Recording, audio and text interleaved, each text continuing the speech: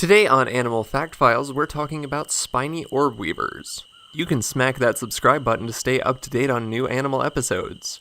Moto Toy Trains requested these hellish-looking creatures, so let's get right into it. If you aren't a fan of spiders, this episode may be nightmare fuel for you. But these spiders are relatively harmless to humans, so there's some consolation in that.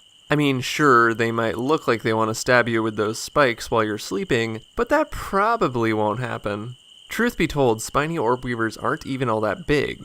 Most of them are wider than they are long, and of course the males are super tiny since that just seems to be a trend in the spider world. And if you compare spiny orb weavers to, say, Goliath bird eaters in terms of size, well, then the spiny orb weavers don't seem quite so intimidating. Plus, a lot of spiny orb weavers are really just timid, and the ones that aren't don't really do much damage. So they might look like they want to eat your children, but really they just want to eat bugs.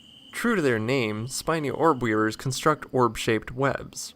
They'll catch flies, moths, beetles, and other insects in the sticky silk. Some spiny orb weavers might even group with members of the same species and create webs that are somewhat shared.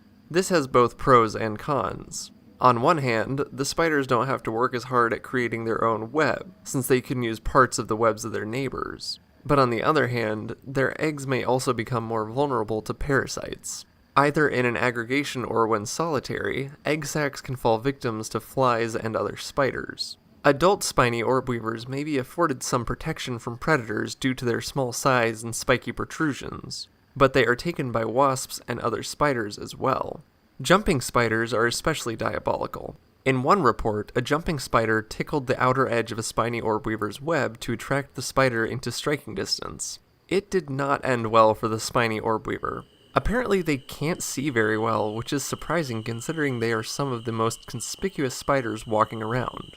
Spiny orb weavers are typically found in tropical areas throughout Africa, Asia, Australia, and the Americas. They enjoy forests with lots of shrubs for easy web building, and, depending on what you specifically count as a quote, spiny orb weaver, since common names don't really mean much scientifically, there are somewhere around 100 species.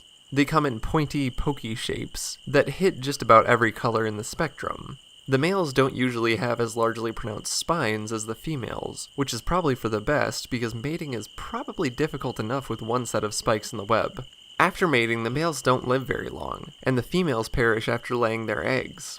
The egg sac she creates can be just as splendid as she is, though. She'll typically attach it to the underside of a leaf, and she'll use different colored thread, such as yellow and green, to make sure it sticks. There can be more than 200 eggs inside the sac, and it will typically take them 2 weeks to hatch, and then another 2 to 5 weeks before finding their own place in the world. Also, supposedly these spiders shouldn't exist. A study found that they have a 19-hour circadian rhythm, which is basically an animal's internal clock. Research has shown that animals with a natural circadian rhythm that doesn't match the typical 24-hour day cycle on Earth tend to have problems with the health of their offspring. But apparently spiny orb weavers don't care what science has to say, because they just keep doing their thing. For more facts on spiny orb weavers, check out the links in the description. Did you learn something new today? Be sure to give a thumbs up for awesome arachnids, and we'll see you next time on Animal Fact Files.